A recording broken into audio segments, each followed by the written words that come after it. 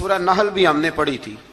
تو اللہ تبارک و تعالیٰ نے اس صورت میں قرآن کریم کی حقانیت، مومنین کی صفات، مختلف انبیاء کے احوال، اللہ تعالیٰ کی توحید پر دلائل، قیامت کی ہولناکیاں اور حیات بعد الموت کا ذکر فرمایا.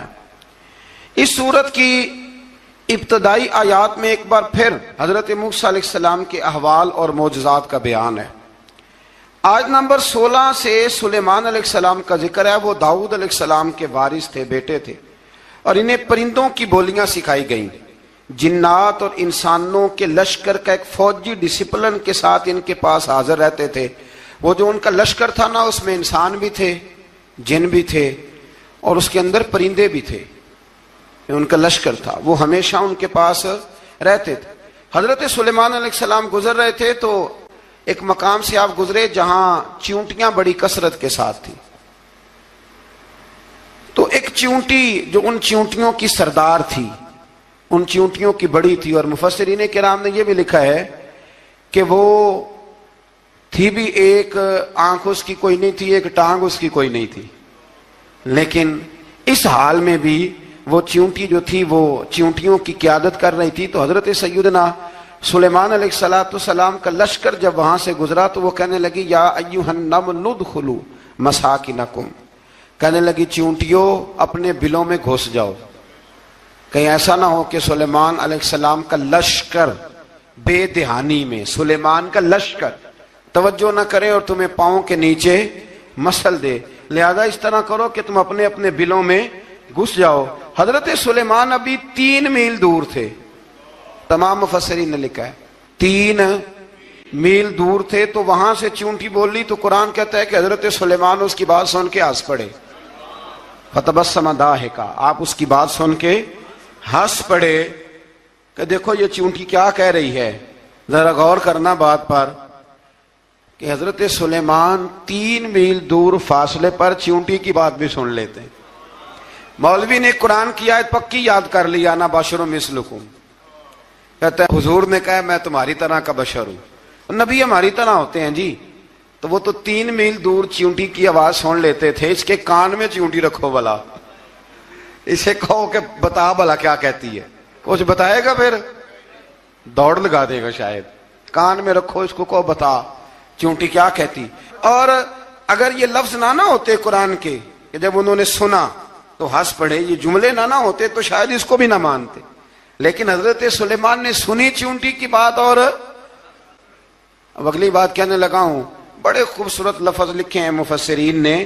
فرماتے ہیں دیکھو، ایک چیونٹی نے ایک جملہ بول کے، ایک چیونٹی نے ایک جملہ بول کے اپنے قبیلے کی خیر خواہی کی تو رب نے اس کا جملہ بھی قرآن میں بیان فرما دیا.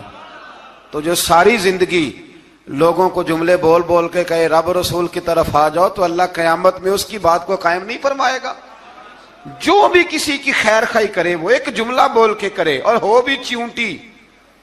تو اگر اللہ اس کا ذکر قرآن میں باقی رکھتا ہے تو میں اور آپ اگر کسی کی خیر خواہی کریں گے تو انشاءاللہ ذکر باقی رہے گا. شرط یہ ہے کہ کریں خیر خواہی. خیر خواہی کرو کسی کی، ایک جملہ بول کے بھی کرو، چیونٹی بھی ہو تو اللہ قرآن میں ذکر باقی فرما دیتا ہے.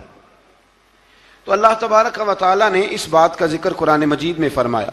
اس پر کئی کچھ لکھا ہے. اسی طرح سے ایک بات اور لکھی ہے ہمارے مفسرین نے کہ حضرت سلیمان ایک دن اسی طرح نکلے، قحط پڑ گیا تھا، بارش نہیں ہوتی تھی. تو حضرت سلیمان باہر میدان میں نکلے دعا کرنے کے لیے، خشک سالی تھی. تو جب آپ گئے تو ایک چیونٹی اپنے پر پھیلا کے دعا مانگ رہی تھی. تو رب کریم نے فرمایا سلیمان آپ واپس چلے جائیں، بارش آ جائے گی پر آئے گی چیونٹی کی دعا پہ. تو حضرت سلیمان نے عرض کی مولا میں بھی تو اتنا لشکر لے کے آیا ہوں نا، تو چلو ہمیں بھی دعا کر لینے دے، تو چیونٹی کی دعا پہ برسا دینا پر دعا کر لینے دے. فرمایا نہیں، آپ واپس جائیں، دعا نہ مانگیں. یا اللہ کیوں؟ فرمایا چیونٹی کا دل ٹوٹ جائے گا، وہ تو کہے گی کہ یہ سلیمان کے لشکر دعا پہ پھر بارش آئی ہے. تو آپ نہ کریں تاکہ اس کے دل میں یہ بات رہے کہ نہیں میرے رب نے میری دعا پہ بارش فرمائی. آپ جائیں، آج بارش آئے گی پر آئے گی چیونٹی کی دعا پہ. تو جو چیونٹی بارش کی دعا کرے قوم کے لیے، اللہ اگر اس کا ذکر قائم رکھتا ہے تو جو اپنی قوم کے لیے ہدایت کی دعا کرے. اور کبھی کبھی گردن جھکا کے دیکھا کرو کہ دل میں رسول اللہ کی امت کا درد کتنا ہے. اگر کہیں حضور کی امت کا درد ہے تو پھر انشاءاللہ ذکر قیامت تک باقی رہے گا، پھر انشاءاللہ قیامت تک آنے والی نسلیں بھی آپ کا ذکر کریں گی اگر حضور کی امت کا درد سینے میں موجود ہے۔ اسی طرح سے پھر حضرت سلیمان کے لشکر میں نا ایک ہدہد نامی پرندہ بھی تھا، لشکر کا کارکن تھا پرندہ۔ ہدہد غائب تھا تو حضرت سلیمان کہنے لگا کدھر گیا وہ ہدہد؟ نظر نہ آ جایا سخت سزا دوں گا، یہاں تو کوئی اچھی خبر لائے گا، چونکہ وہ ہدہد پرندہ جاتا تھا تو خبریں لا کے دیتا تھا، ورنہ سزا دوں گا۔ اتنی دیر میں ہدہد بھی آ گیا۔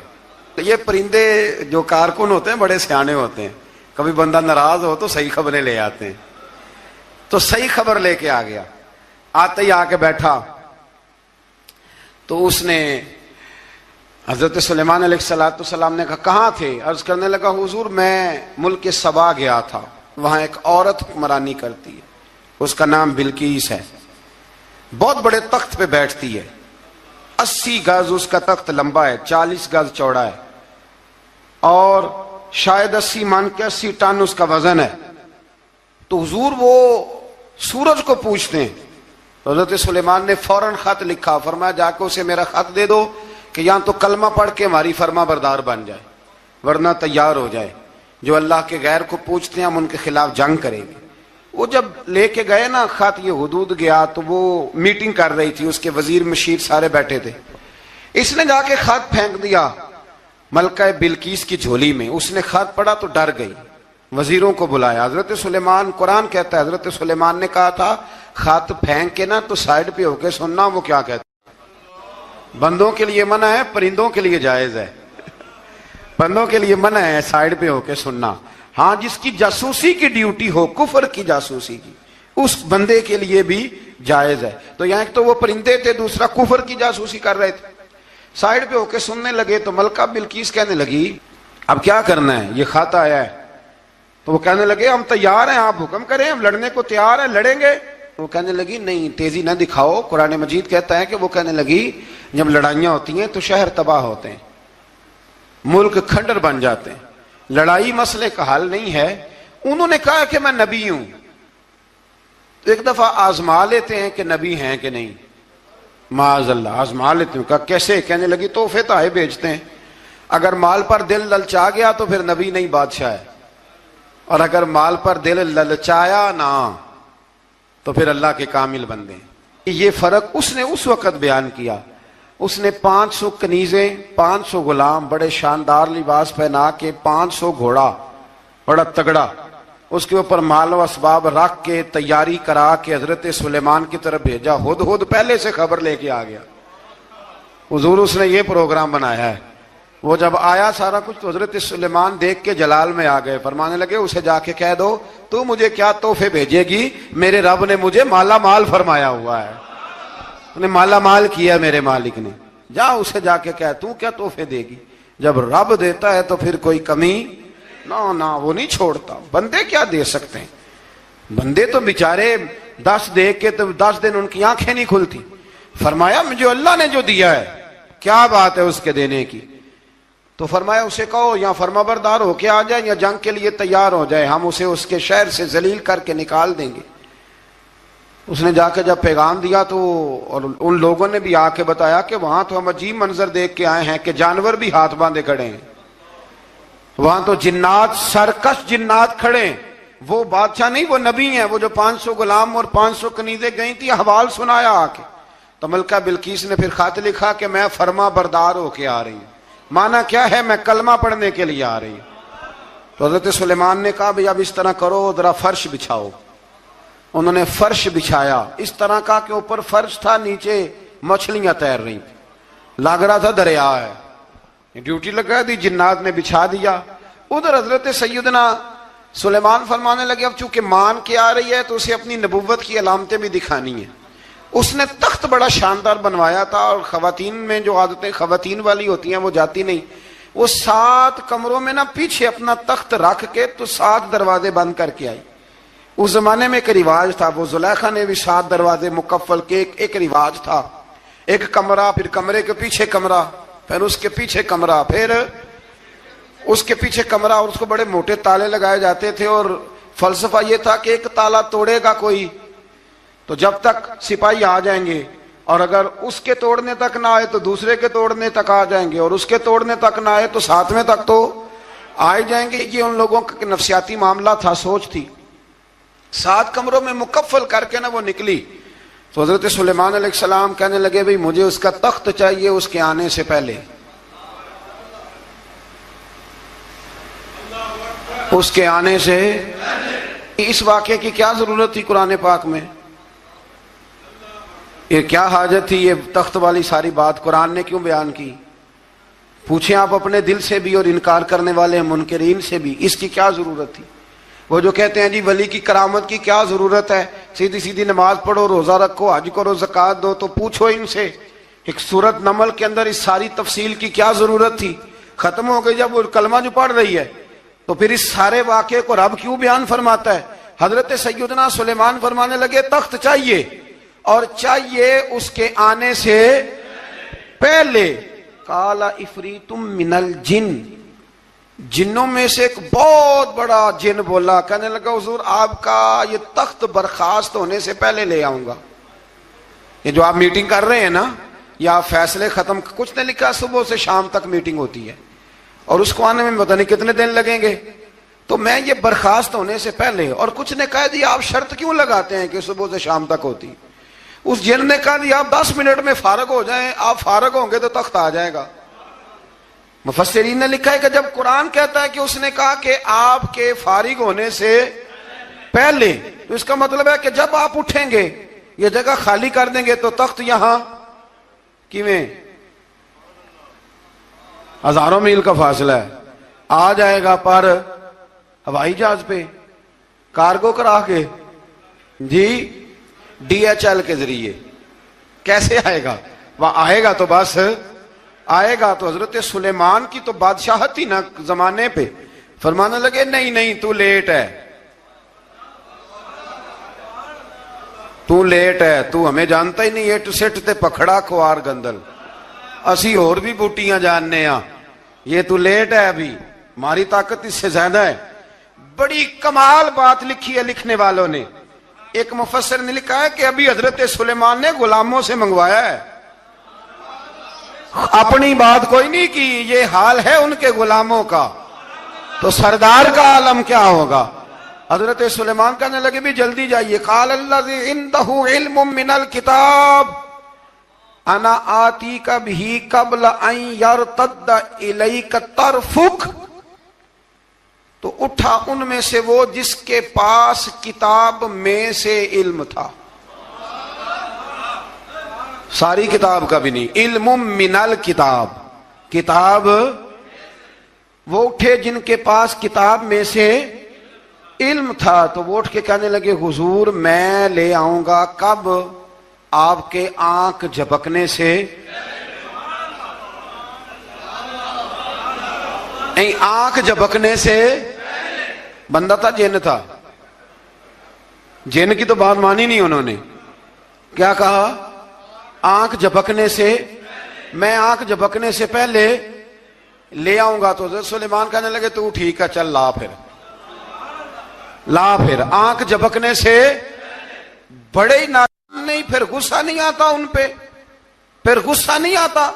میرے شیخ کامل، مرشد اکمل، شیخ بحر و بار، حضور غوث پاک جیلانی، حضرت غوث اعظم یوں کر کے شاگردوں کو، مریدوں کو سبق پڑھا رہے تھے، پڑھاتے پڑھاتے ہاتھ آگے کیا، اور جب ہاتھ واپس آیا تو بھیگ گیا تھا سارا۔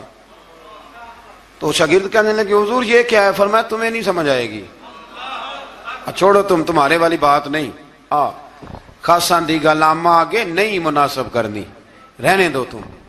کچھ وقت گزرا تو کچھ لوگ آ گئے، ابھی کلاس ختم نہیں ہوئی تھی، کپڑے بھیگے ہوئے ہو، وہ شاگرد پہلے ہی منتظر تھے، کہا تمہیں کیا ہوا؟ کہنے لگے دریا میں جا رہے تھے، اچانک ہچکولیں آنے لگے، تو ہم نے کوئی کسی بے عمل کا بازو تو نہیں نہ تھاما، ہم غوث اعظم کے ماننے والے ہیں، تو دریا میں کہا یا شیخ عبد القادر جیلانی شیئا للہ، اللہ کے راستے میں مدد کرو۔ تو کہنے لگے بس ایک ہاتھ ہی آیا ہے، اور یوں کشتی کھینچ کے باہر نکالی ہے۔ تو اب وہ شاگرد سارے چپ کر گئے، کہنے لگے جواب کیوں نہیں دیتے؟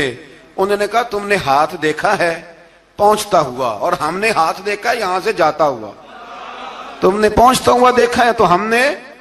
حضرت بہاؤالحق نقشبند بخاری ان کی ایک مریدنی تھی, اوپر چبارے پہ کسی نے اس کی عزت پہ ہاتھ ڈالا, چبارے پہ اوپر والی منزل پہ. اس مریدنی نے اپنی عزت بچانے کے لیے چھلانگ لگا دی. جب وہ نیچے گر رہی تھی تو حضرت بہاؤالحق نقشبند بخاری پہنچ گئے. نیچے کوئی ایسا بندوبست کر دیا, کوئی چارپائی بچھا دی, کوئی ایسا جس پہ وہ آ کے آرام سے گری اور بچ گئی. حضرت صاحب کی طرف دیکھ کے کہنے لگی حضور آپ کب آئے؟ فرمانے لگے پتر جب تو چبارے سے چلی تھی تب میں بخارے سے چلا تھا. جب تو چبارے سے چلی تھی نا تب میں بخارے سے چلا تھا, اور تیرے نیچے آنے تک میں بھی پہنچ گیا ہوں. میں بھی مالی دا کم راکھی کرنا, پل کچے ہون یا پکے, اے پیر مریداں دے سر تے ہی رہندا ہے. اے جھوٹے ہون یا سچے, یہ پکی غلامی کریں یا کچی کریں, پیر کی بھی مجبوری ہوتی ہے. کیا کریں, پیر مریداں دے سر تے ہی رہندا ہے. اے جھوٹے ہون یا سچے, کیا کیا جا سکتا ہے. دیکھیں نا, نافرمان بیٹے کا بھی تو جائیداد میں حصہ ہوتا ہے نا. نافرمان بھی ہو تو جائیداد میں حصہ تو, چلو باپ ناراض رہے گا تو اللہ ناراض رہے گا, بات الگ ہے, پر جائیداد کا حقدار تو ہے نا, چاہے نافرمان ہی ہے. پیر مریداں دے سر تے ہی رہندا ہے. اے جھوٹے ہون یا. پھر وہ تخت آ گیا تو حضرت سلیمان سے پوچھا یہ کیا ہے؟ قال ھذا من فضل ربی. فرمانے لگے کچھ بھی نہیں. حضرت سلیمان کہنے لگے یہ میرے رب کا فضل ہے. شاید سب مفسرین نے بڑی بڑی باتیں کی ہوں, پر یہاں ایک قاضی ثناء اللہ پانی پتی رحمت اللہ علیہ کا فقرہ میں پڑھ رہا تھا, بڑا مزہ آ رہا تھا. قاضی صاحب فرمانے لگے اس آیت پہ, قاضی صاحب کہتے ہیں جن پر نرا فضل تھا, ھذا من فضل ربی, نرا فضل. فرمایا ان کی تو اتنی طاقت ہے کہ وہ ہزاروں میل دور سے 80 گز لمبا 80 گز چوڑا تخت آنکھ جھپکنے سے پہلے لے آتے ہیں, اور جن کے بارے میں اللہ فرماتے ہیں بشر المؤمنین بِأَنَّ لَهُم مِّنَ اللَّهِ فَضْلًا كَبِيرًا. فرمایا محبوب اپنے غلاموں کو خوشخبری دے دیں, باقیوں پہ نرا فضل تھا, ان پر تو فضل کبیر ہے, ان پر تو بڑا ہی فضل ہے اللہ کا. تو فرمایا جن پر فضل کبیر ہو, ایک نہیں, اس پر میں بڑے دلائل دے سکتا ہوں. کرامات اولیاء پر میں بڑے ہی دلائل دے سکتا ہوں, بڑے. غوث اعظم رضی اللہ تعالیٰ عنہ کے بعد بادشاہ آیا تو کہنے لگا پیر تب مانوں گا جب سیب کھلائیں گے. سیب کا موسم ہی نہیں تھا. تو حضرت صاحب آتے ہی اسے کہنے لگے اب تو میری ولایت کو سیبوں پہ تو نہ تول, اب سیب کھلائے تو ولی یا نہ کھلائے تو ولی کوئی نہیں, یہ تو اب میری ولایت کو سیبوں پہ تو نہ تول. تو حضرت صاحب نے یوں ہاتھ اٹھایا تو اللہ نے 2 سیب عطا فرمائے. تو وہاں جملہ ہے حضور غوث اعظم کا, فرمانے لگے اگر اللہ حضرت مریم سلام اللہ جو بنی اسرائیل کی ولیہ ہیں, ولی ہے نا, وہ نبی تو نہیں نا, عورت نبی نہیں ہو سکتی. فرمایا اگر اللہ انہیں بغیر موسم کے پھل دے سکتا ہے, میں تو محمد عربی کا نوکر ہوں. فرمایا اب نہ 2 سیب آئے تھے, تو وہ کہنے لگا میرے تو دل میں 1 سیب تھا نا, تو حضور غوث اعظم نے نا 1 سیب مجھے دیا, 1 میں نے کھایا تو 1 غوث پاک کھانے لگے. کہتے ہیں میں نے وہ منہ میں رکھا, ذرا ترش تھا, تو میرے چہرے کا وہ رنگ دیکھ کے نا, اثر دیکھ کے کہ تلخی محسوس, تو غوث اعظم کہنے لگے میرے والا کھا. تو 1 انہوں نے کاٹ کے ٹکڑا دیا, کہتے کھایا تو بڑا میٹھا تھا. تو میں نے کہا حضور آئے تو دونوں ہی غیب سے ہیں, تو آپ کے والا میٹھا ہے میرے والا کڑوا ہے. تو آپ فرمانے لگے آئے تو دونوں غیب سے تھے, پر ایک کو ذرا ظالم کے ہاتھ لگ گئے ہیں نا, اس کو تنبیہ بھی کر دی کہ ظلم سے باز آ جا, تنبیہ بھی کر دی. فرمایا ہاتھ ظالم کے لگے اس لیے ترش ہو گیا, سیانا بن. 1 نہیں 20 درجنوں. لیکن پتہ نہیں کیوں لوگ اڑ گئے, پتہ نہیں کیوں کڑ کے آ گئے کرامت اولیاء کے معاملے میں. بالکل ابھی کسی حدیث میں یہ نہیں آیا کہ اس زمانے میں ولی ہوں گے تو اس زمانے میں ولی نہیں ہوں گے. حضور نے فرمایا میری امت کبھی گمراہی پر جمع نہیں ہوگی. اقبال کہتے ہیں اولیاء کیا ہوتے ہیں, اولیاء کیا ہیں, جواسیس القلوب. اقبال کہتا ہے ولی کا بہت بڑا ولی تم نے دیکھنا ہو تو اسے دیکھو جو تیرے دل کا جاسوس ہے. ایک بڑی خوبصورت بات امام اعظم ابو حنیفہ کے ایک شاگرد گزرے امام محمد رحمۃ اللہ علیہ. خوبصورت بڑے تھے, کچھ خوبصورت تھے, کچھ سونا, کچھ منہ دا مٹھا, کچھ پیارے بڑے تھے, کچھ ان کا انداز یہ تھا کہ نفاست پسند بڑے تھے, بڑے نفیس تھے. نکلتے تھے تو تنہا نہیں نکلتے تھے. ایک دفعہ بغداد میں تشریف لائے, تو بغداد سے انہوں نے ایک بستی اور میں جانا تھا، تو وہاں یہودیوں اور عیسائیوں کا بڑا غلبہ تھا۔ تو امام محمد رحمۃ اللہ علیہ فرمانے لگے یہودیوں اور عیسائیوں کے بیچ سے گزرنا ہے تو کوئی یہی نہ سمجھے کہ ان کے تو پلے پوچھ لیں۔ کہنے لگے سونے گھوڑے لاؤ عربی نسل کے۔ 30 شاگرد ساتھ تھے، ان کو بھی ساتھ تیار کیا، عربی نسل کے 30 گھوڑے اور 30 شاگرد، ان کو کہا بھی دستاریں درانا اونچی باندھنا، تو دستاریں بھی باندھی انہوں نے کھلے والی بڑی خوبصورت، شاگردوں کو بھی جبے پہنائے، خود بھی جبہ پہنا سفید رنگ کی، اعلیٰ نسل کی گھوڑی آگے آگے، پیچھے 30-32 شاگرد۔ اور جب آپ گزرے نا بغداد کے آگے اس علاقے سے، یہاں یہودی عیسائیوں کی بھی کثرت تھی۔ عورتوں کی عادت ہوتی تھی پرانے زمانے میں مہمان دیکھنے کے لیے چھتوں پہ چڑھ جاتی، کچھ اپنے دروازے پہ کھڑی ہو جاتی، کچھ دیکھتی کھڑکیوں میں سے کہ گزر رہا ہے کوئی مہمان، تو یہودیوں کی عیسائیوں کی بہت ساری عورتیں چھتوں پہ چڑھ گئیں۔ تو مسلمان نعرے لگانے لگے امام محمد آ گئے، امام محمد آ گئے۔ کچھ پہلے ہی بڑے حسین تھے، پہلے ہی بڑے خوبصورت تھے، کچھ حضور کی سنت کا نور چڑھا ہوا تھا، کچھ دائیں بائیں شاگرد تھے، پھولوں کی پتیاں گر رہی تھی۔ تو جب محمد محمد کے نعرے لگنے لگے نا، تو ان عورتوں نے امام محمد کا جلوہ دیکھا، تو دیکھا دیکھی کام کیا شروع ہوا، ایک نے دیکھا تو اتنی محو ہوئی کہ اس نے کلمہ پڑھنا شروع کر دیے۔ اس سے کلمہ سن کے تو دوسری نے بھی پڑھا، تیسری نے بھی پڑھا، چوتھی نے بھی پڑھا، بیبیاں بلند آواز سے مسلمان ہونے لگی۔ ان کو دیکھا دیکھی مرد بھی پڑھنے لگے، ڈھیر سارے یہودی عیسائی مسلمان ہو گئے۔ ایک مسلمان ان سے کہنے لگا تمہیں غلطی لگ گئی ہے، یہ ہمارے نبی محمد نہیں۔ تو میاں صاحب کا نام محمد تھا نا، تو کشمیر کے لوگ کہنے لگے شاید وہاں کے ہندو سکھ وہاں کے جو تھے کشمیر کے، وہ کہنے لگے شاید وہی محمد ہے۔ تو فرمانے لگے میں تے بندہ ٹھگ جے لوکو،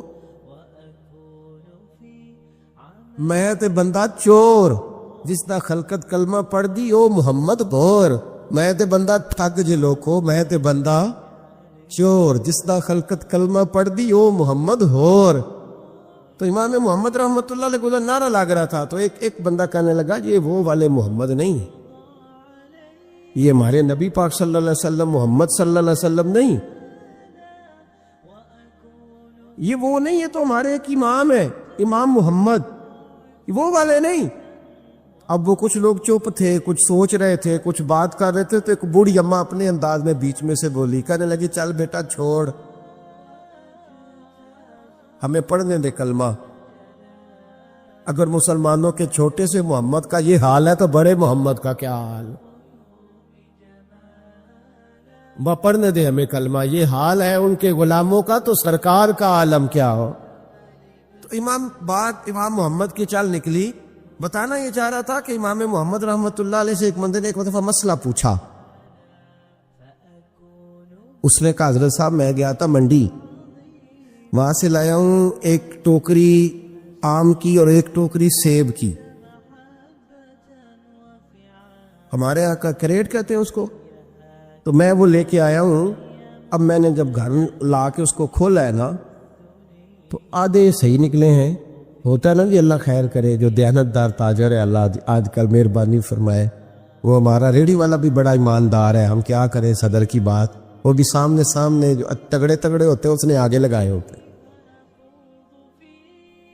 اور جو تھوڑے سے کمے ہوتے ہیں وہ اندر والی سائیڈ پہ دیوار کے اندر رکھے ہوتے ہیں۔ کیا کیا جائے، ہم کیا سیاستدانوں کی کرپشن کی بات کریں گے، یہاں تو معاملہ بڑا گڑبڑ ہے نیچے سے لے کر۔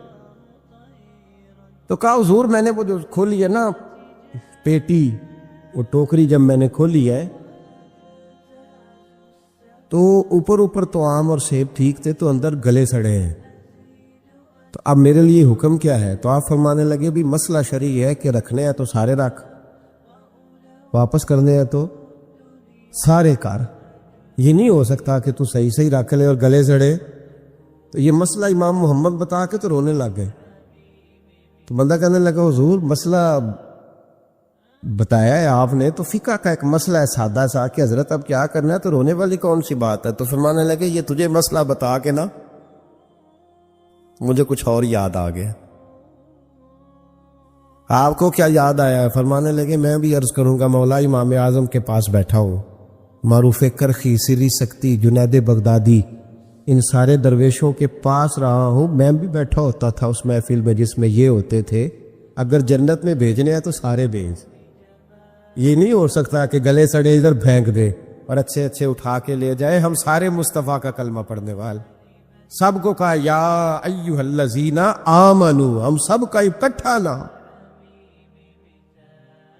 ان لوگوں کی جو محبت ہے نا وہ فائدہ دے. خواجہ فرید الدین مسعود گنج شکر رحمۃ اللہ تعالیٰ علیہ کہنے لگے نظام تجھے آئے ہوئے بڑے دن ہو گئے، جا یار چکر لگایا. چکر لگایا. فرماتے میں پیدل گیا تو مجھے جانے میں کئی مہینے کئی ہفتے لگے. میں دلی پہنچا اور اپنے گھر کا نا ایک چکر لگایا اوپر سے. چکر لگا کے تو پھر پاک پتن کے رستے میں چل پڑا.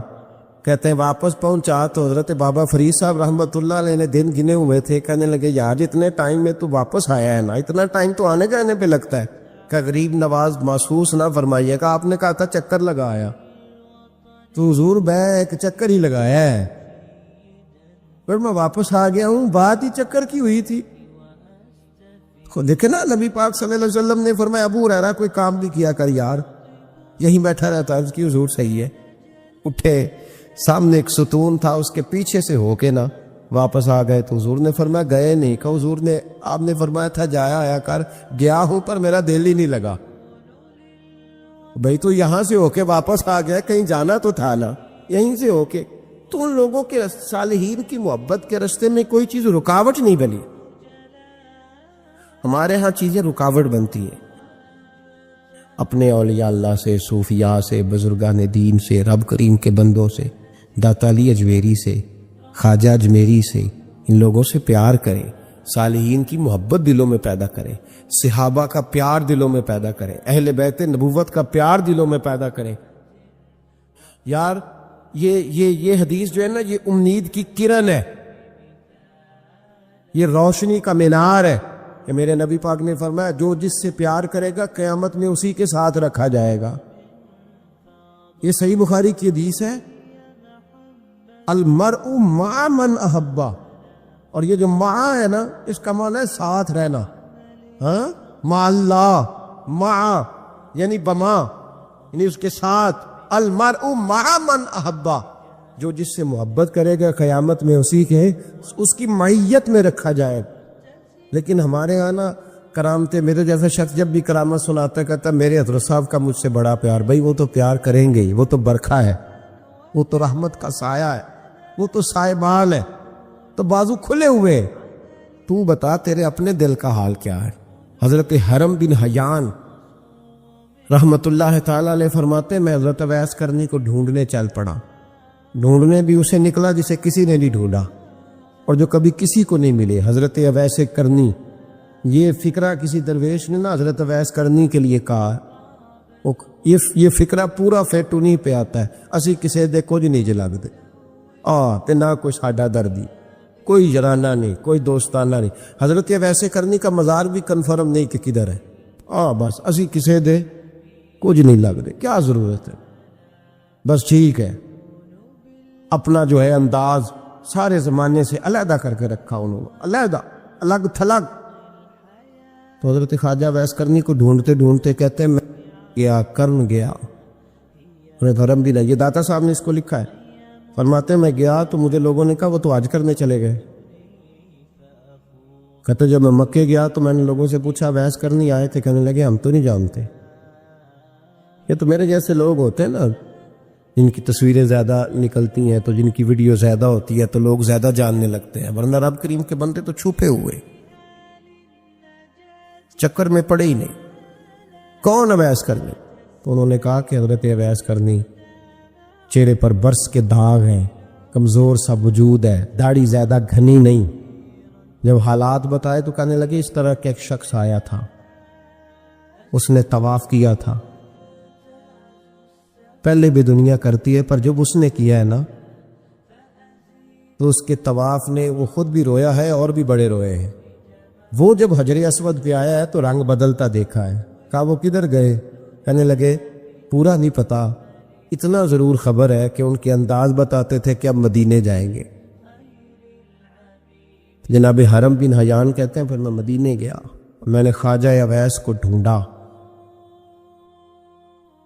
میں نے کہا یار میں نے حضرت خواجہ اویس کرنی کو ملنا ہے، کسی نے بتایا ہے کہ وہ مدینہ شریف آئے. تو لوگ کہنے لگے ہم نہیں جانتے وہ کون ہے. لیکن نا دنیا جان گئی، دنیا میں بڑا کچھ ہو گیا، بائی نیم لوگ جاننے لگے، ہوٹلوں پہ پہچاننے لگے، سڑکوں پہ پہچاننے لگے. لیکن بات تو یہ ہے کہ جن کو پہچاننا چاہیے اگر وہ پہچان لیں پھر تو بڑی بات ہے، پھر تو بڑی بات ہے. لیکن اگر وہاں ہی پہچان نہ ہو سکے تو پھر تو معاملہ بڑا الگ سا ہے نا.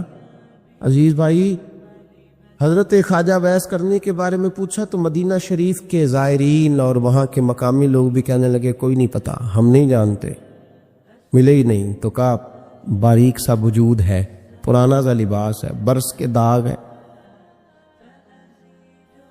چہرے پہ داڑھی زیادہ گھنی نہیں، کسی کو پاس نہیں بٹھاتے.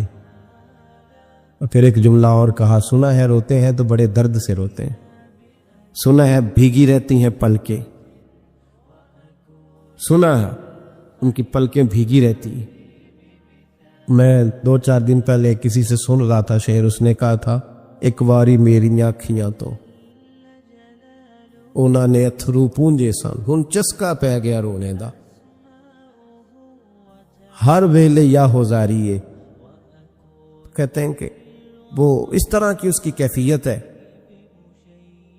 کہتے ہیں میں نے کہا یار وہی تو اویس کرنی تھے، کدھر گئے؟ کہنے لگے کوئی خبر نہیں. جب وہ آئے ہیں تو ان کے آنے کا انداز ہی نرالا تھا، سسکیاں اور آہیں نکل گئیں اس شخص کی جب وہ مدینے آیا. حضرت حرم بن حیان کہتے ہیں میں ڈھونڈتا رہا، تلاش کرتا رہا، پھر میں ان کو ڈھونڈتے ڈھونڈتے عراق میں آیا تو نہر فرات کے کنارے ایک کمزور سے آدمی کو ریت کے ٹیلے پر بیٹھ کے وضو کرتے دیکھا. کہتے ہیں جب ان کا وضو مکمل ہوا تو میں نے کہا السلام علیکم، تو کہتے انہوں نے چہرہ نہیں پھیرا، وہیں بیٹھے بیٹھے کہنے لگے وعلیکم السلام یا حرم بن حیان، یا حرم بن حیان وعلیکم السلام. کہتے میں نے کہا کہ من انت، آپ کون ہے؟ تو کہنے لگے وہی ہوں جسے تم مکے اور مدینے ڈھونڈتا رہا. تو کہتے میں نے کہا حضور آپ میرا نام کیسے جانتے ہیں؟ بڑا خوبصورت جملہ ہے، اللہ کرے آپ کو جی یاد رہے، سبق کبھی نہ بھولنا، یہ سبق کبھی نہ بھول. بابا صاحب کے مزار پہ گئے تو خالی آ گئے، داتا صاحب گئے تو خالی، ایسے ہی چلے گئے. ہم فارغ لوگ تھے، کوئی کام نہیں تھا کہ بابا فرید کی گلیوں میں گھومتے رہے. ہم فارغ تھے کہ 2 بجے حضرت سلطان باہو رحمت اللہ علیہ کی جالیوں کے سامنے کھڑے رہے. ہم کو پتھر چاٹنے والے لوگ تھے کہ آدھی آدھی رات بیت گئی اور ہم بزرگان کرما والا شریف کھڑے رہے. یہ کیسے ہو گیا کہ محدث اعظم کے مزار پہ کھڑے رہے؟ ایسے ہی کوئی بات تھی؟ حضرت ویسے کرنی بول کر فرمانے لگے، کہنے لگے کیا کہا تو نے کہ میں تجھے کیسے جانتا ہوں؟ فرمانے لگے تو مجھ سے پیار کرتا ہے. عارف تو روحی من روحی کا، میری روح تیری روح کی جاننے والی ہے. یہ روحوں کا رشتہ ہے، یہ خطا نہیں جایا کرتا. عارف تو روحی من روحی کا، میری روح تیری روح کو جانتی ہے. یہ کیسے ہو گیا؟ کوئی ایسے لوگ تھے تو اتنی جگہ مجھے تلاش کر آیا اور میں تجھے جانوں نہ؟ یہ کیسے ہو سکتا ہے؟ یہ کیسے ممکن ہے؟ تو ڈھونڈتا رہا گلی گلی اور میں کہوں کہ میں تجھے جانتا نہیں؟ فرمایا حرم بن حیان میں، ہاں میں دعا کرتا ہوں اللہ کی بارگاہ میں کہ رب کریم مجھے اور تجھے جنت میں اکٹھا کر دے. کہتے ہیں جب انہوں نے یہ دعا کی تو وہ چل پڑے. میں نے کہا حضور کہاں جا رہے ہو؟ فرمانے لگے میرا پیچھا نہ کرنا، میں کسی اور منزل کا مسافر ہوں، اور جس رستے میں چل رہا ہوں نا ان منزلوں پہ ساتھ نہیں کسی کو لیا جاتا. یہ میری اپنی ذاتی منزل ہے، اس میں پاؤں پہ چھالے ذرا سخت ہوتے ہیں. ہر آدمی کا کام نہیں یہاں چلنا، تو مجھے تنہا رہنے دے اور مجھے اپنی مرضی سے چلنے دے. کہتے میں نے منت کی تو کہنے لگے بس تو نے جد و جہد بڑی کی تھی تو تیرے ساتھ ملاقات کر لی، تجھے پہچان لیا، تیرے ساتھ بات کر لی. ورنہ میں کہہ چکا ہوں اسی کسے دے کچھ نہیں لگ دے. اسی لیے میں نے حضرت غالباً امام شورانی رحمۃ اللہ علیہ کے حوالے سے پڑھا ہے کہ قیامت کے دن جب حضرت ویسے کرنی جنت میں جائیں گے تو ممکن ہے اس وقت بھی لوگوں کو دیدار نہ کرایا جائے. بلکہ امام شورانی کہتے ہیں اللہ 70,000 فرشتے ان کی شکل کے پیدا فرمائے گا اور ان کے جھرمٹ کے اندر چھپا کے انہیں جنت میں داخل کرے گا. ملاقات کس سے ہوگی؟ صرف انہی سے ہوگی جن کے لیے انہوں نے زندگی گزار دی. یا خدا سے ملیں گے یا مصطفیٰ کریم سے ملیں گے. یہ بھی لوگ تو محبت کریں. صالحین کا پیار، نیک لوگوں کی محبت، صالحین کی محبت رستہ آسان کرتی. کوئی شک نہیں کہ زمانے میں سارے لوگ اچھے نہیں ہوتے، برے لوگ بھی آئے ہیں مارکیٹ میں، ہوتے. ہم لوگ الجھ گئے ہیں، بہت بڑے قیدی ہیں اپنے آپ کے، بڑے قیدی ہیں. سارا دن اپنی خواہشات کی تکمیل میں بھاگے رہتے. بڑے بڑے سونے نوجوان، میں ان پہ تنقید نہیں کرتا، مجھے ان پہ ترس آتا ہے. جب میں رات کے اندھیروں میں انہیں ٹیلی فون لے کے چوکوں میں کھڑے دیکھتا ہوں تو مجھے رحم آتا ہے. میں کہتا ہوں دیکھو نفس کی خواہش کے پیچھے یہ کیا مثلاً آخر کیا ہے اس میں؟ ایک عورت کے پیچھے تباہ کر لیا اپنے آپ کو. یعنی زیادہ سے یہ کوئی مقصود ہے؟ یہ کوئی مقصد حیات ہے جس کو مقصد بنا لیا؟ میرے عزیز بات کو سمجھ لیں. اتنا خوبصورت آدمی ہے اور اتنا اس کا اونچا قد کاٹ ہے، اور کیا کس کے پیچھے یہ بھاگا ہوا ہے؟ بڑا سمجھدار، دانشور، عقل مند آدمی، ذی روح بندہ، لیکن اس کا سٹیٹس آپ یہ ملاحظہ کریں کہ وہ 20-40 ہزار کی خاطر جھوٹ بولتا ہے، دھوکہ دیتا ہے، فریب اور فراڈ کرتا ہے. ہم اپنی نفسانی خواہشات کے پیچھے اس طرح بھاگتے ہیں کہ ہم اصل سے رہ جاتے. میری باتوں کی سمجھ آ رہی ہے آپ حضرات؟ تھوڑا تھوڑا کر کے، ایک ایک کر کے ان کی باتیں کم مانی. ضروری تو نہیں نا کہ سویرے ناشتہ بازار سے اپنی مرضی کا تگڑا کیا، بازار سے لا کے پوڑیاں چنے بہترین کھائے، اور پوڑیاں چنے ابھی کھائے نہیں، شاپر میں ڈالے ہوئے ہیں، اور وہ لے کے ابھی آ رہا ہے تو ساتھ ہی رستے سے گوشت بھی چھوٹا اچھا لگا تو 2 کلو وہ بھی لے آئے کہ پوڑیاں چنے کھاؤں گا اور دوپہر کے لیے گوشت پکاؤں گا. وہ پہلے یہ تو کھا لے صاحب، اس سے تو نجات پا لے. یہ پتہ نہیں ہضم ہوتا ہے کہ کچھ اور کرتا ہے تیرے ساتھ، لیکن وہ گوشت بھی ساتھ لے آیا. یعنی ٹیبل پہ، ناشتے کے ٹیبل پر بیٹھ کے فیصلہ ہو رہا ہوتا ہے کہ ہم نے کیا کھانا ہے، ہم نے کدھر جانا ہے. سنگیو یاد رکھو، باتوں کو سمجھو اور غور کرو. یہ تھوڑا تھوڑا کر کے جب ہم چھٹکارا حاصل کرنے کی کوشش کریں گے نا، چھٹکارا حاصل کرنے کی، کہیں جگہ سے، کس جگہ سے اگر آپ کو تنبیہ ہوتی ہے نا، تنبیہ، اس میں بھی بڑا مزہ آتا ہے. اس میں بڑا، ہمارے ایک بزرگ تھے تو ایک دن نا میں گیا تو کہنے لگے الحمدللہ آج میں بڑے سکون میں ہوں. میں نے کہا جی وہ کیا ہوا؟ کہنے لگے میں اپنے آپ کو بڑا پیر صاحب سمجھنے لگ گیا تھا. تو ایک بابڈا کے کسی آدمی سے کام تھا تو میرے ایک دوست نے مجھے کہا کہ پیر صاحب اس کو ٹیلی فون کر دے، سنا ہے آپ کا عقیدت مند ہے.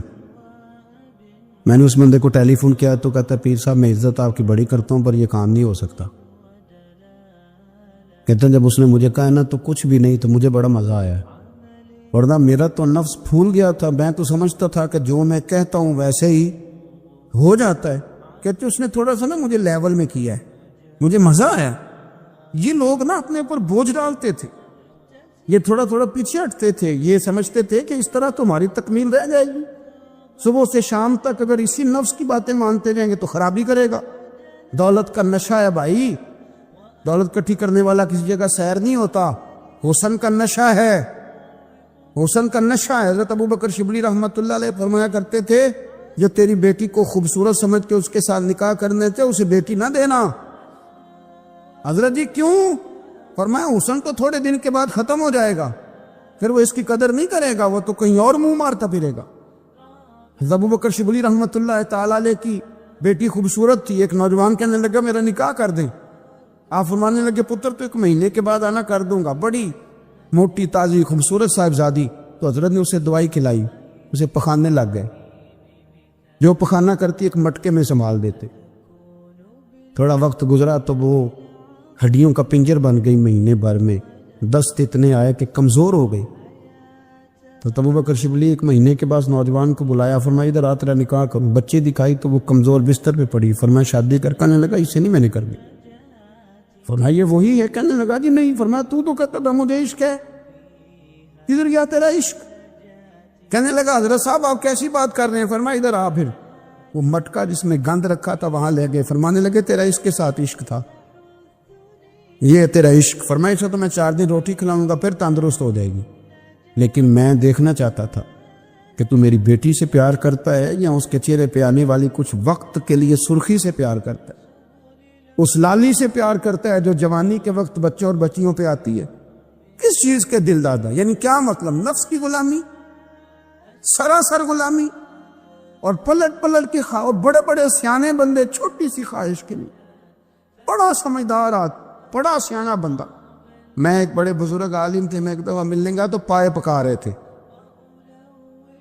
خود پائے پکا رہے تھے، تو وہ بڑے پیار کی بات ہوتی ہے نا جی، تو تامت باندھی ہوئی اور بڑی جناب خستہ حالی، اور وہ پائے پکا رہے ہیں۔ تو میں نے ان سے کہا حضرت جی پائے تو کسی اور نے بھی پکا لینے تھے، آپ بخاری لے کے بیٹھتے، چلو میری طرح کا کوئی بندہ آپ سے استفادہ بھی کر لیتا۔ اب پائے آپ لائیں گے، پھر پکائیں گے، پھر آپ کھائیں گے، تو یہ تو 24 گھنٹے آپ کے اسی کام میں گزر جائیں گے۔ تو یہ ایک چھوٹی سی خواہش کے لیے، میں کسی چیز کو حرام نہیں کہہ رہا، قرآن پاک کی جو آیت پڑھی ہے صرف اس کی تفسیر آپ کے سامنے عرض کر رہا ہوں۔ ہماری خواہشات ماں پالتی ہے، آپ کو نہیں پتا کتنے دکھ سہتی ہے۔ میں ان ماؤں کو جانتا ہوں جو بیٹے کے حصوں کی مار بھی اس کے ابے سے کھاتی ہیں، مار کھاتی ہیں وہ۔ ایک خاتون ایک کان سے سنتا نہیں، میرے پاس ایک دفعہ آئی، کہنے لگی 60 لگ گئی سی، کوئی دعا کر دے، کیا کوئی وظیفہ پر؟ ڈاکٹر کہتے ہیں ٹھیک نہیں ہو سکتے۔ میں نے کہا باجی صحیح بتاؤ مسئلہ کیا ہے؟ کہنے نہیں کچھ بھی نہیں، مسئلہ کیا ہونا ہے، پتر غلط نکل آیا ہے، اس کا باپ روز مارتا ہے، میں آ بھی گئی ہوں تو اس نے ایک تھپڑ میرے کان پہ مار دیے، پردہ پھٹ گیا۔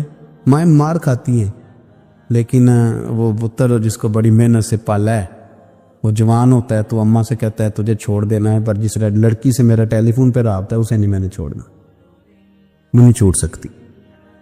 ہر شے کچل جاتا ہے وہ۔ اماں کبھی بلیٹ کے رات کو سوچتی ہے کہ یہ تو میری کل کمائی تھی، میں تو آج بھی اس کے حصے کے تھپڑ اپنی گالوں پہ برداشت کر رہی ہوں، تو یہ کدھر گیا؟ اردشیر نام کا بادشاہ تھا، حضرت محدث ابن الجوزی آج سے کچھ 700 سال پہلے لکھتے۔ اردشیر بادشاہ بڑا خوبصورت تھا، جوان تھا، بڑا عقل مند تھا، اس نے اس طرح کے قریب کی ساری ریاستوں پہ قبضہ کر لیا، بڑا عقل مند زیرک تھا، قبضہ ہو گیا۔ ایک بادشاہ بڑا سخت تھا، اس کے ساتھ جب پنجہ آزمائی ہوئی تو اردشیر کہتا ہے اس پہ میرا قبضہ نہیں ہو رہا تھا، اور جب ہم نے ساری ریاستوں نے مل کے اس پر حملہ کیا تو ایک قلعے کے اندر قلعہ بند ہو گیا۔ اردشیر بڑا خوبصورت آدمی تھا، بڑا سمجھدار تھا، تو وہ بادشاہ قلعہ بند ہو گیا، اس نے کہا نکلنا ہی نہیں، اب وہ اندر بند ہے، یک بارگی حملہ کیا تو وہ بڑا بڑا قلعہ تھا اس میں بند ہو گیا۔ اس بادشاہ کی نا جس پر حملہ کیا، اس کی بیٹی اچانک ایک دن قلعے کی دیوار پہ چڑھی تو اردشیر کے حسن و جمال کو دیکھا تو عاشق ہو گئی، اور اپنے ہی باپ کے خلاف اسے کہنے لگی کہ اگر تو میرے ساتھ شادی کا وعدہ کرے نا تو میں تجھے رستہ بتاتی ہوں حملہ کرنے کا۔ اس نے کہا میرا وعدہ رہا، تو رستہ بتا۔ اس نے رستہ بتایا اس لڑکی نے، اور بادشاہ نے حملہ کیا تو اس کا باپ قتل کیا، اس علاقے پہ قبضہ کیا شادی کے وعدے پر۔ ہاں نفسانی خواہش بندے کو اندھا کر دیتی، نہیں سمجھ آتی اس کو میں کدھر جانا، اندھا کر دیتی۔ حملہ کیا، اور جب اس لڑکی کو لے کے آیا نا اپنے محل میں،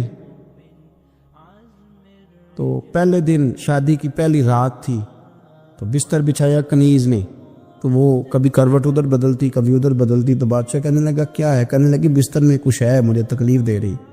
اس نے چراغ جلائے اور جب بستر اٹھایا تو ایک اتنا سا دھاگا نکلا۔ دھاگے سے عموماً تکلیف نہیں ہوتی، تو اس نے کہا تو اتنی نرم و نازک کہہ کہ دھاگا؟ کہنے لگی میرا باپ نا میرے ساتھ اتنا پیار کرتا تھا کہ روز میرا بستر بھی خود بچھاتا تھا، اور اس نے آلہ رکھا ہوا تھا، وہ ناپتا تھا کہ کوئی پایا اونچا نیچا تو نہیں، میری بیٹی کا بیلنس سوتے وقت خراب نہ ہو جائے، اور میرے لیے گوشت اور کپڑے بھی خود پسند کر کے لاتا تھا، کھانے پینے کا خود خیال کرتا تھا۔ اردشیر کہنے لگا اچھا وہ اتنا پیار کرتا تھا، اور پھر تو نے اس کے ساتھ کیا کیا؟ کہنے لگا بلاؤ کنیزوں کو، کنیزوں کو بلایا، فرمایا اس کو اٹھاؤ اور جلاد کے پاس لے جاؤ، اسے کہو کہ اس کے بال ایک گھوڑے کے ساتھ باندھے، پیر دوسرے گھوڑے کے ساتھ باندھے، اور ایک گھوڑا ادھر بھگا دے، کدھر بھگا دے۔ یہ جس کے باپ نے اتنا پیار کیا، یہ نفس کی اتنی غلام ہے کہ اس کی وفادار نہیں رہی تو میری وفادار کیسے بنے؟ اس نے اتنے نازوں سے پالا کہ دھاگا اسے برداشت نہیں۔ او یارو، یاد رکھو، اگر نفس کی غلامی کرو اور بڑے بڑے وفاداروں کو چھوڑ کے غلامی کرو تو پھر کہو وفادار مل جائیں۔ کوئی بول لڑا نہ بول بیٹھی، ان دے خصم ناراض بڑ بولیاں دے، کہاں سر کھائے تے بول بول ٹھنڈ پائے۔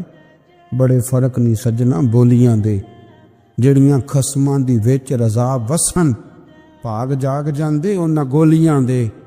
آپ ادلیاں نو سردار پین تکے تے شرما والیاں نو چوٹے ڈولیاں دے۔ اپنے نفس کے پیچھے چلو گے تو یہ تباہی ہے۔ جب ہم نے کسی سے وفا نہیں کی تو یہ کیا امید ہوئی کہ دنیا ہم سے وفا کرے گی؟ اللہ رسول کی مرضی کے مطابق اصول پسند زندگی بنائیں، ایک ایک کر کے اپنی خواہشات سے پیچھے ہٹے، تھوڑے پہ گزارا کرنا سیکھیں، اپنے نفس کو سمجھائیں۔ ضروری نہیں کہ روٹی ہر وقت مزے کے لیے کھائی جائے، کبھی کمر سیدھی کرنے کے لیے خشک روٹی بھی کھا کے دیکھو، کبھی سادہ کھانا اس پہ بھی اکتفا کرو، کبھی تھوڑا کھا کے اچھے طریقے سے سادے کمرے میں بھی اللہ کو یاد کر کے دیکھو۔ نفس کے پیچھے نہ بھاگیے گا، تباہی کرے گا۔ فرمایا خواہشوں کے پیچھے نہ چلنا، تمہیں اللہ کے راستے سے بہکا دیں گی، اور فرمایا بے شک ان کے لیے سخت عذاب ہے جو اللہ کے راستے سے بہک گئے۔ اور کیوں سخت عذاب ہے؟ اس لیے کہ انہوں نے آخرت کے دن کو بھلا دیا، آخرت کا دن بھلا دیا، پیچھے کا خواہشوں کے پیچھے نہ چلنا، تمہیں اللہ کا راستہ بھلا دیں گی۔ مفہوم آیت یہ ہوا، قرآن نے ہمیں ارشاد یہ فرمایا کہ خواہشات نفس کے پیچھے چلو گے آخرت کو بھول جاؤ، تمہارے ذہن میں یہ بات نہیں رہے گی کہ میں نے مرنا بھی ہے۔ پھر لوگ معاذ اللہ ثم معاذ اللہ یہ کہیں گے کہ بھائی یہاں جینے دو نا، پھر آگے جائیں گے تو دیکھی جائے گی۔ لوگ بھول گئے مرنے کو۔ ہماری ساری جدوجہد زندہ رہنے کے لیے ہے، ساری 60-70 سال کے لیے سارا کچھ ہے۔ آپ دیکھ لیں، ٹٹول لیں کسی بندے کو، صرف جتنی محنت کر رہا ہے وہ جینے کے لیے کر رہا ہے۔ رب قریب کے بندے جتنی محنت کرتے تھے مرنے کے لیے کرتے تھے، مرنے کے لیے کوشش کرتے تھے کہ مر جانا ہے، اس کے لیے جدوجہد۔ ہم جتنی جدوجہد کر رہے ہیں ساری جینے کے لیے، جینے کے لیے۔ میرے رسول کریم صلی اللہ تعالی علیہ وسلم کا ایک فرمان ہے مسند امام احمد بن حنبل میں، اور بڑا نرالا، بڑا انوکھا اور بڑا معنی خیز ہے۔ حضور سید عالم صلی اللہ تعالی علیہ وسلم نے فرمایا بڑا بیوقوف ہے وہ شخص، ذرا ترتیب دیکھیے، حضور کی زبان سے نکلے ہوئے حکمت کے موتی، مسند امام احمد بن حنبل۔ فرمایا وہ بڑا بیوقوف بندہ ہے جو چلتا اپنی خواہشات نفس کے پیچھے ہے اور امید یہ رکھتا ہے کہ رب مجھے آخرت میں انعام عطا کرے گا۔ چلتا کس کے پیچھے ہے؟ خواہش کے پیچھے، اور کہتا یہ ہے کہ اللہ مجھے قیامت میں انعام دے گا، تو انعام تو اسے دیا جاتا ہے نا جو کو محنت کرتا ہے۔ دیکھیں نا، جس کا منہ پنڈی کی طرف ہے تو پنڈی وہ پہنچے گا کہ وہ جس کا منہ پنڈی کی طرف ہے وہ لاہور پہنچ جائے گا۔ منہ پنڈی کی طرف کرنا اور خواہش لاہور کی رکھنا، منہ کر لینا لاہور کی طرف اور خواہش پنڈی کے رکھنا، تو میاں یہ تو نہیں نہ ہوگا۔ پیچھے جو تلے خواہشات نفسانیہ کے ہمارے ہاں نا بہت بڑا رٹا ہے۔ آپ یقین کریں، میں اکثر کہتا ہوں، میں یہ کہا کرتا ہوں کہ ہمیں نا اپنی مرضی کا سارا کچھ چاہیے، اپنی مرضی کا، اور سارا کچھ۔ ابا جی بھی اپنی مرضی کے، بچے بھی، استاد بھی، پیر صاحب بھی، پیر صاحب بھی، یعنی میری مرضی کے ہونے چاہیے۔ بھائی وہ پیر صاحب ہے یا تو اس طرح کرنا کہ تو خود پیر بن جا، وہ بھی میری مرضی کا، ہر شے میری مرضی کی۔ بلکہ قرآن مجید کے 13ویں پارے میں تو رب فرماتا ہے لوگوں نے نفس کی خواہش کو خدا بنا لیا ہے، نفس کی خواہش کو خدا بنا لیا، اس کے پیچھے بھاگتے۔ اپنی خواہشات تھوڑی تھوڑی کم کریں، زندگی میں تھوڑی کم کریں۔ پرانے کپڑوں پہ بھی ایک سیزن نکال کے دیکھیں، ایک وقت کا کھانا